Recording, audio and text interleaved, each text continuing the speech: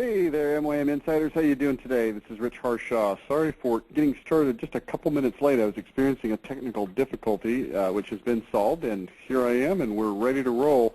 It's kind of an interesting topic today, given the fact that more and more of our clientele are in the home improvement remodeling industry. It's one that a lot of people might look at and say, well, gosh, why would I want to watch a webinar about innovating the auto industry when that really has nothing to do with my business? And the answer is the same reason that you would want to pay attention to any of the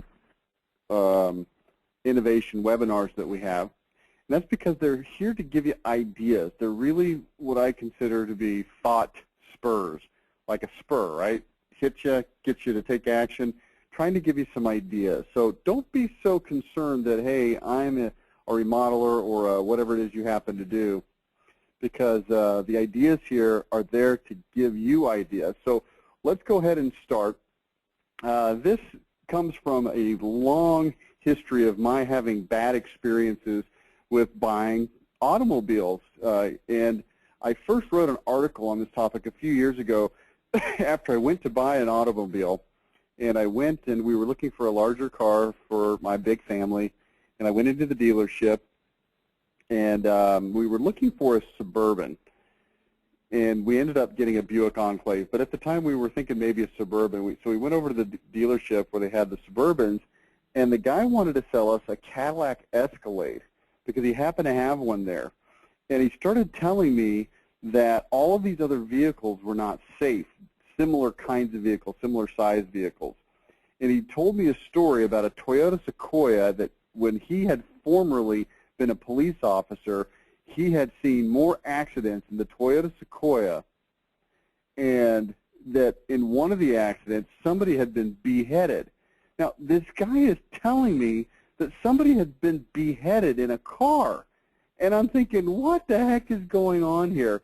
It's scare tactics, it's fear tactics, and it's all these weird things that are happening, and it really wasn't very relevant to what I really wanted to know. So, you know, I think that particular story may not be common, but I think most people have had some negative experiences. And I thought, you know, this is an industry that people just hate. They hate it. They can't stand it. I can't stand it. There's a few industries that I really don't like. One of them is the automobile industry. The other one is, and if you're married to somebody that's in this industry, or if you personally have association with this industry, I apologize, but I really don't like realtors. I won't even get into that. They're nice people, probably, some of them, but anyway, long story short, let's talk about the auto industry today. Here's what we want to do. We want to find ways that we can make the buying of a car a more interesting, pleasant experience, and that's what we're going to do here. So the problem is that there's not a lot of distinction between dealerships, right? You go to one dealership, they sell a Toyota. You go to another dealership, they sell the same Toyota. How do you decide which dealership? Most people don't have any loyalty to dealerships. They just want to get the best price, right? Now, most marketing and advertising is price-driven. Come to us because we've got the best price, we've got the best price, we've got the best price. Salesman is a high turnover job. Let's face it, the people that are selling cars are generally not, you know, the most qualified workers in the entire workforce. They do a lot of high pressure sales. They tell you that you're going to be beheaded, all these kinds of things. Lying is pretty common. The end result, everyone hates the car dealers, okay? So this is what I would do if I was a car salesman. So what we're going to do is innovate the marketing to drive in more leads. We're going to innovate the customer experience to convert more sales. We're going to utilize the weapons of influence to convert more sales.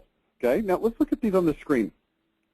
See, these are things that we can do in any industry, but I'm going to show you specifically how it relates to this industry. But again, just by way of, hey, make sure you understand what's going on here. Don't necessarily get don't get bogged down by this is not your industry. Okay. So let's go through step one, choosing the right brand to sell. And I would strongly encourage you to go through this same process in whatever industry it is that you happen to be in. Here's what this means. There's a quote by Lyndon B. Johnson. It's on the screen right now. What convinces is conviction. Believe in the argument you're advancing. If you don't, you're as good as dead. The other personal sense that something isn't there, and no chain of reasoning, no matter how logical or brilliant or elegant, will win your case for you. I love this quote because it talks about the real secret to sales success is believing in what you sell. And Zig Ziglar, the late great Zig Ziglar, used to talk about his days of selling pots and pans, and they were very expensive pots and pans. And he would always say that your first sale has to be to yourself. And he would tell his new salespeople that they needed to take the money, which was a lot of money for those people, and go buy at retail a set of the pots and pans so that they could know what it's like to buy it and they could appreciate it. And they could love these pots and pans so that that love could come out when it comes to that particular product. And that's what I would do if I were selling cars. I would choose the brand that I felt absolutely passionately awesome about, okay? Based on at least 10 criteria, choose the one that was best. The looks, interior, the engine, warranty, reliability, gas mileage, things like this.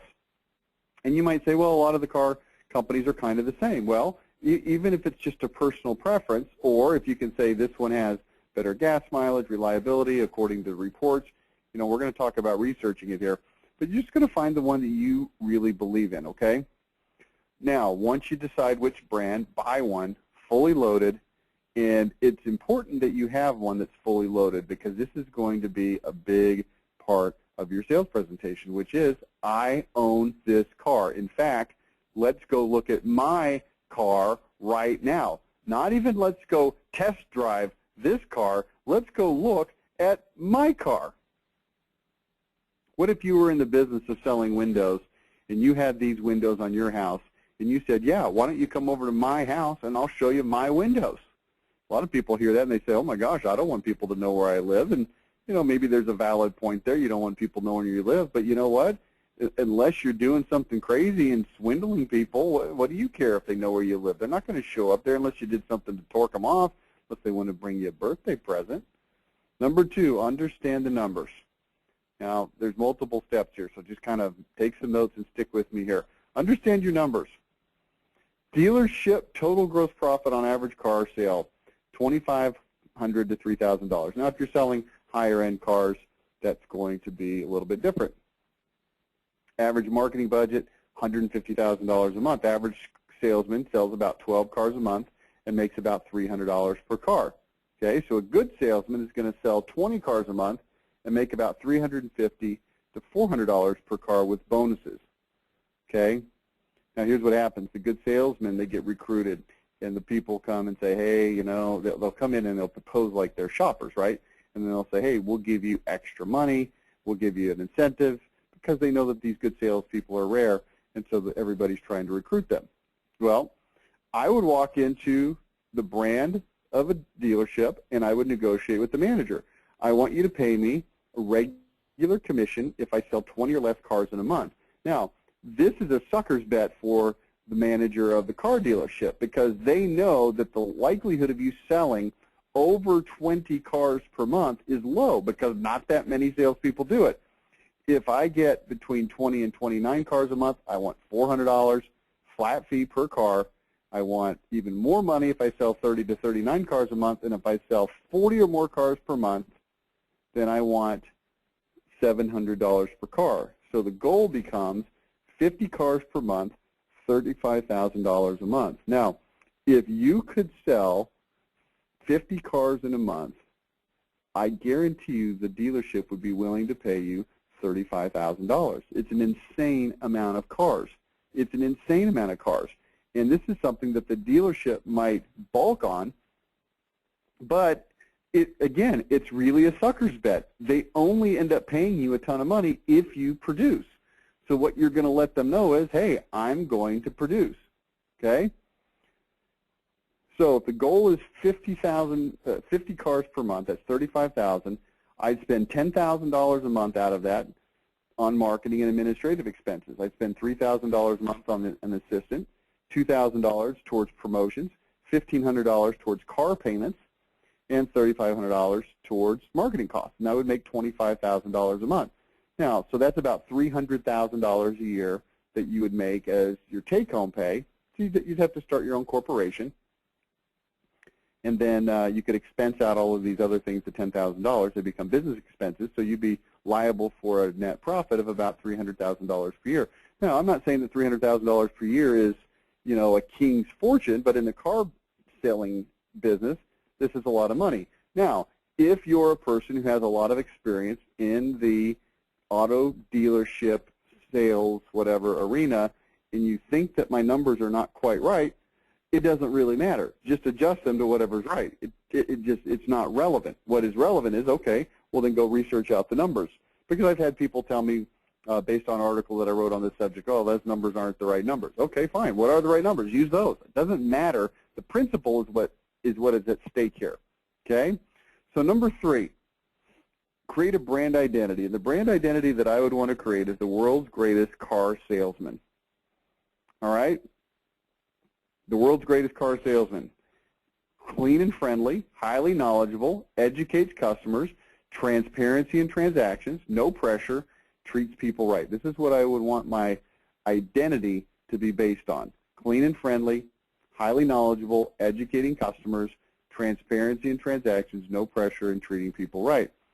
Now what's going to happen is confirmation bias is going to kick in. This is where people are going to search for information. And if I start telling people, hey, I'm highly knowledgeable, I don't know if I'm going to tell people I'm clean and friendly. Hopefully that will become self-evident, that I educate people, that there's transparency in the transactions, that there's no pressure, that I treat people right, then what's going to happen is people are going to look for evidence that supports that, and they're going to discount anything they find that doesn't support that, and I'm going to get credit for things that other salesmen are not getting credit for. See, other salespeople are getting credit for what? Oh, he's a lying, cheating, thieving loser. That's what people think of the car salesman. You say, well, that's not very nice. I'm not trying to be nice or not nice. I'm just trying to state the fact, which is that people don't like these people, okay?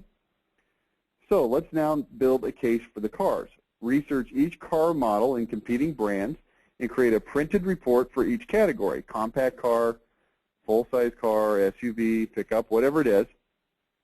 Pay a graphic designer and a printer. Do it right. Create your own marketing materials.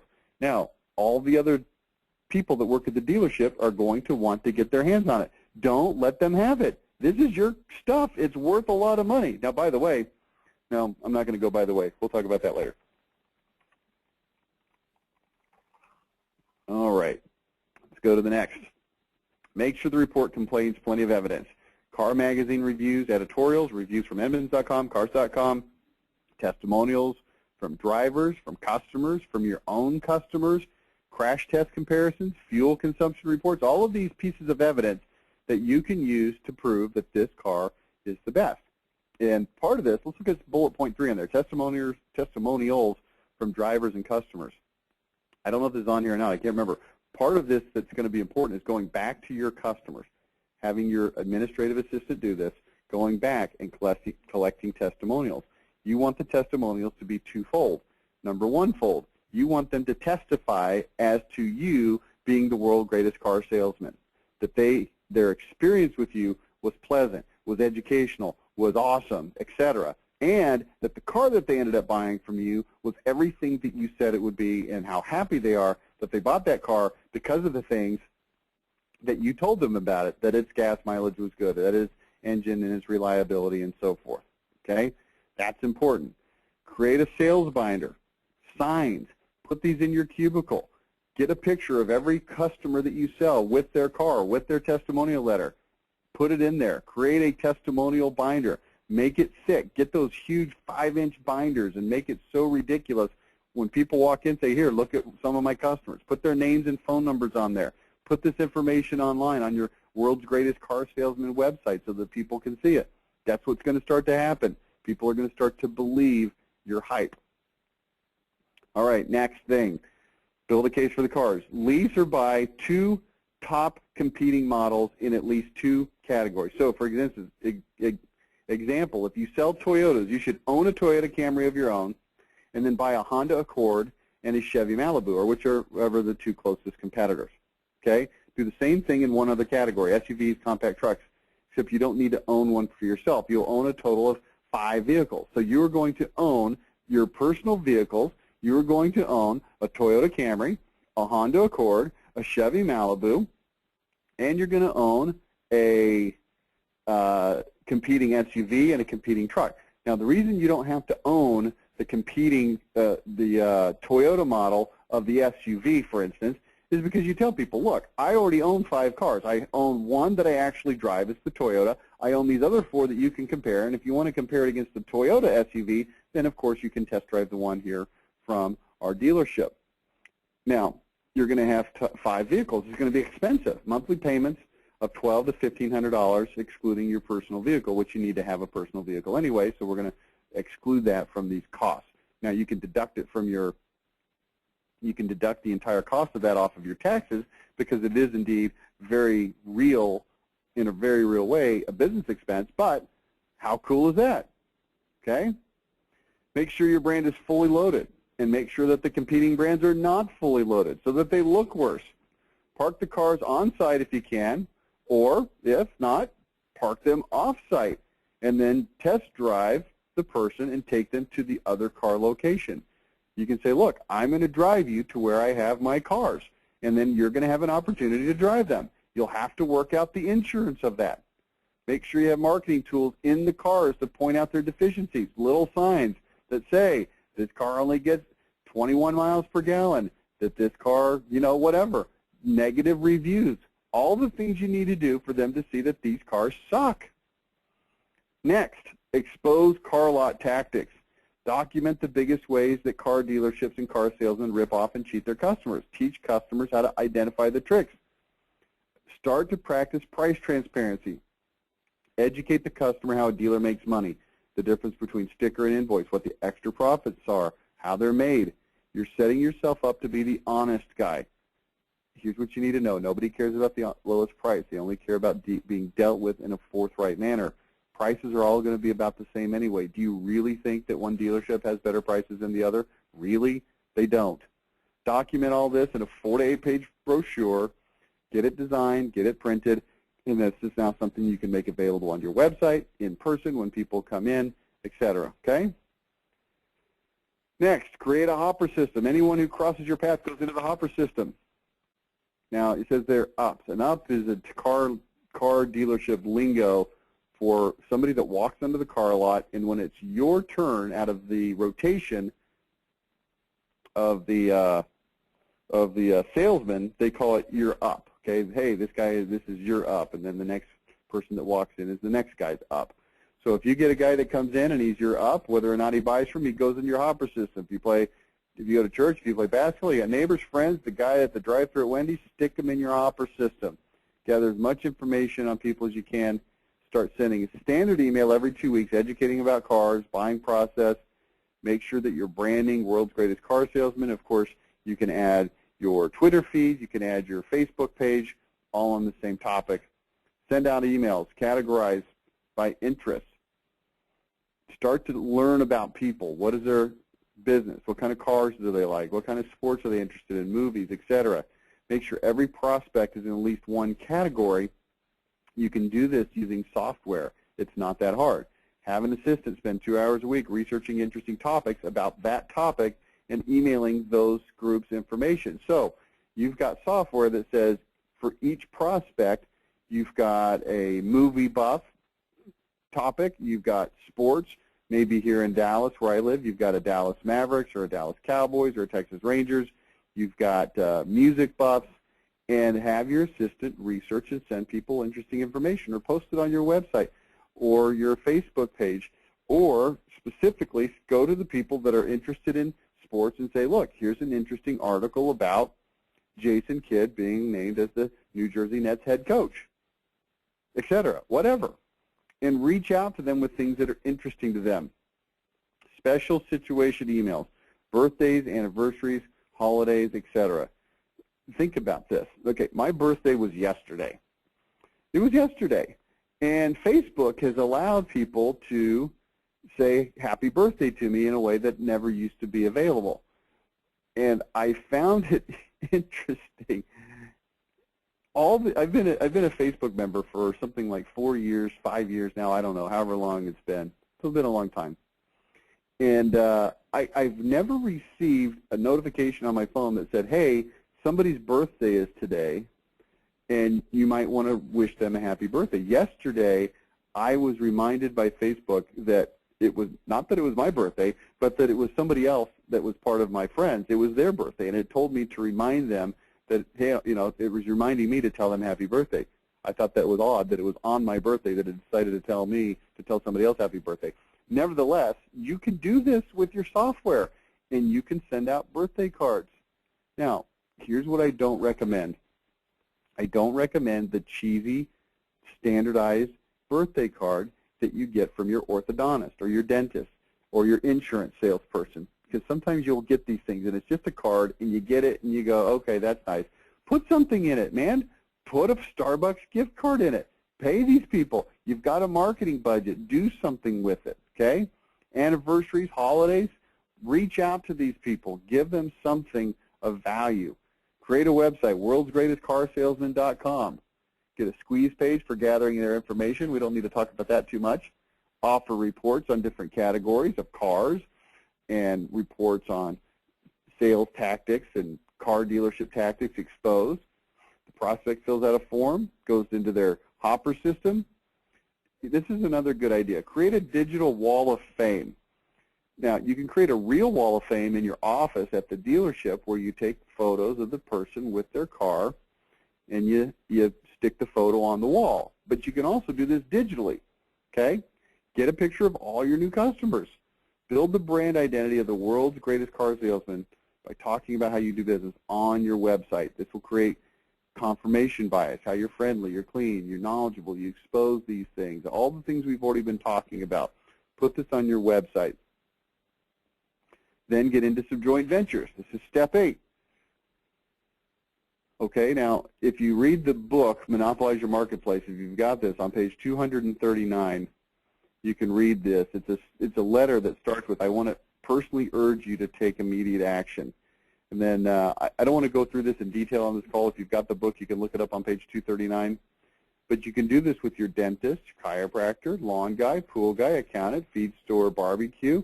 You go to business owners and you have them send this letter that says something like this. I want to personally urge you to take immediate action. If you're in the market for a car, I'm going to encourage you and recommend and suggest that you go to this guy who's the world's greatest car salesman. Now, it sounds like a funny thing to say that, but the reality is it's actually true. Here's my experience. Here's what you can expect. If you're in a need for this kind of a thing, go there. Anyone that has a local list of customers, you need to put together this kind of a joint venture. It's going to expand the reach. Now, again, if you're in the business of selling windows, you could do this exact same thing. It's not just limited to car salespeople. Endorsement number 2 is your customers. Pardon the intrusion letter. This is on page 243 of Monopolize Your Marketplace. Pardon the intrusion is something that you would send to the neighbors of your customers. And so you go to them and say, hey, I want to send a letter to your neighbors. And you're going to recommend, the neighbor recommends. It's written from the standpoint of the neighbor. Now, let me back up and explain this. Your customer is not going to take time to do this. So what you do is you write the letter for your customer, and you say, I want permission to send this to 25 of your neighbors. And it is sent out in an envelope with your customer's address on it so that their neighbors see it, and they go, hey, this is from John Doe down the street. I wonder what he's sending me. They open it, they see it. Send this letter out to 25 of their closest neighbors or friends. Maybe you can get a list of friends and family, whatnot. They will do this out of reciprocity. Here's why. Because they love you because you're the world's greatest car salesman. Next, number 9, create a club. Create a club for people that buy cars from you. They become members for free. You create local joint ventures with local businesses to give free offers and discounted offers to your members. Okay, so you go to the feed store barbecue and you say, look, I want you to give me a free, barbecue dinner for all of my customers, whatnot. This, again, is on page 221 and page 246 of the book, Monopolize Your Marketplace. You might want to read it. You can make an extra $1,000 to $10,000 a month off of your joint ventures by getting people to pay you to recommend your customers to them. Okay, I'm not going to go into detail on this. I've done webinars before on joint ventures. Here's what I'm trying to tell you. You can actually get companies to pay you to recommend your customers to them. Now, if you're kind of a big deal and you start selling 50 cars a month, 600 a year, and these are people that love you that you can now send to other local businesses, they've got marketing costs that they normally have to spend to get people into their businesses, and now you can be that advertising and marketing vehicle, give your customers a value. And I mean, think about what Groupon has done.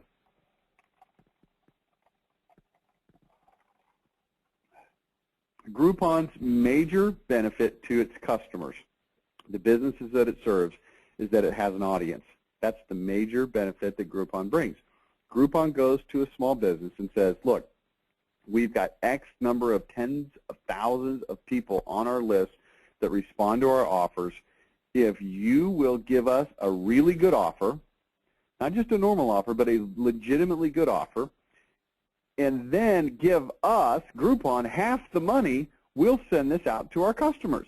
And the idea is that you, small business owner, get new customers. Now, it's going to cost you, but that's okay because you're already spending money to get new customers. And you can do this same kind of a thing. I'm not saying, hey, you go become Groupon, but I'm kind of saying, hey, you become Groupon in a matter-of-fact kind of a way, okay? Next thing, number 10, generate your own leads. Low-cost way to get new people into your offer system. Pay-per-click advertising. Camry, Accord, Malibu, free report compares all models so you get the best car. Buy with confidence. Thinking about buying an Accord? Not after you read this report. You won't find out which full-size car beats the rest. Free report. Craigslist ad, classified ads. Anywhere people are looking for cars, put your ads. The great thing about cars is it's easy to identify places where people are looking for cars. Generate your own leads. Have them go to the world's greatest car dealership. World's greatest car salesman. Classified ads, whatever, okay? Next, host a radio show. If you're walking around as the world's greatest car salesman, you should have your own radio show. You should have your own radio show. Buy time on the Saturday morning AM radios. You can sell advertising time to offset your costs. Use joint venture partners. Your job is to educate and steer people towards your product, since it is the best, right? If it's not the best, you need to switch brands. Credibility is going to go through the roof. You can actually record these and put them on your website. You can pre-record them so that you can actually be at the dealership on Saturday. It's a good day to sell cars. Number 12, become Mr. Giveaway. Remember we talked about $2,000 a month that you're squirreling away? Spend $500 a month of that $2,000 giving free stuff to your customers. Gift cards to restaurants, sports, concert tickets, movie tickets. Send out an email. Hey, I've got 2 tickets to the Mavericks game tonight. I've got 2 tickets to the Rangers game tonight. Yu Darvish is pitching. If you want them, call me. Here's my cell number. And then have people calling you. Do this once a week. Do it on random times so people don't come to expect it. Next, the Big Daddy, a free car giveaway. Give away a free car once per year. Have a huge customer appreciation barbecue. Now, this is Texas, so we do barbecues. If you're in a different state, you could do something different. Spend $2,000 to put on the barbecue. Now, see, we're creating a budget for this stuff anyway. Get a joint venture partner that we've already talked about to help defray the cost if you can. So you get the local car wash to show up and put their booth up, or the local oil change place to put their booth up, or the local whatever restaurant to show up and cater it and to defer the cost. Get the local TV news to cover the giveaway. Give the car an $18,000 value. The car gets given to a current customer. So in other words, one of your customers out of 600 for the year, or past customers, depending on how you want to do it, you can go back years if you want, give away a car.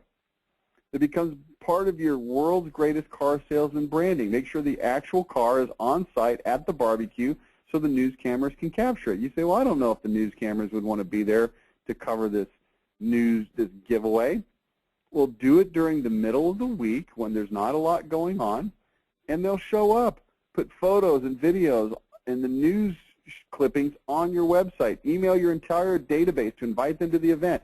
Email the database afterwards to let them know who won the car. Man, this guy gave away a car to a guy here who's here local. There's a picture of it. Number 13, referral programs. Institute a gift-based referral program. Send a gift to every customer after they buy. The value should be about $25. Now, some of this stuff is kind of a pain. M&Ms in a package to give it a little heft. Your assistant can coordinate this. You can ask for referrals, offer to send reports to the referred person, continue to ping customers specifically for referrals about every 60 days via email, and probably quarterly via mail. Okay? Other stuff. Make the customer experience better. Put pictures of your family in your cubicle. Have your wall of fame like we talked about. Have a little fridge in your cubicle with drinks and snacks. Have candy for the kids, always. Set appointments with customers so they can come in at a specific time and they have your full attention. Greeting cards for customers, telemarketing campaigns. Hire a telemarketing company to call your customers. Ask them how they like their car. Ask them if they have any referrals. Ask them if they want to come in and buy a new car. Okay? Now, let's go through the weapons of influence.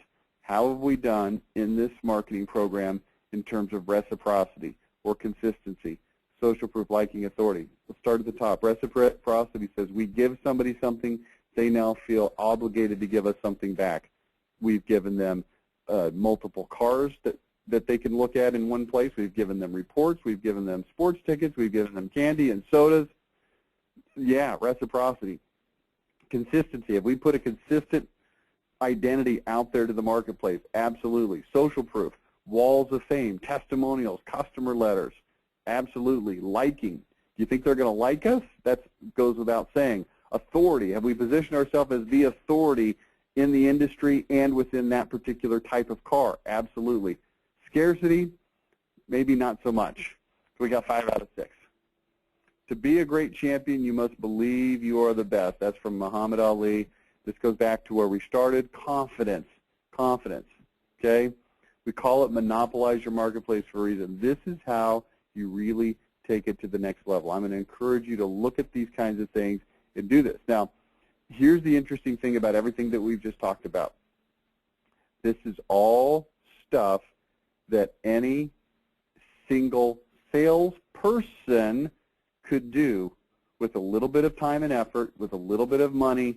They could start it up slowly, and they could work towards some of the bigger things, but this is absolutely available. It's something you can do, but you've got to have a little more ingenuity, a little more vision, a little bit more charisma, a little bit more energy, and you can do these kinds of things. There's no reason you can't. That's how you monopolize your marketplace. That's how you become and follow through and deliver on becoming the world's greatest car salesperson. Now, what could you do in your industry to become the world's greatest, whatever it is that you do? And that's a good question worthy of you pondering it. That's what I've got for you today. That's where we're going to stop. I'm going to be back with you in a little bit less than an hour for our Insiders Open Forum. I want to thank you for joining me today and going through this presentation of World's Greatest Car Salesman. Hopefully you found some inspiration that you can utilize in your business. And we'll talk to you again coming up in the next hour at 11:30 Central Time. Thanks so much. We'll talk to you then. Bye-bye.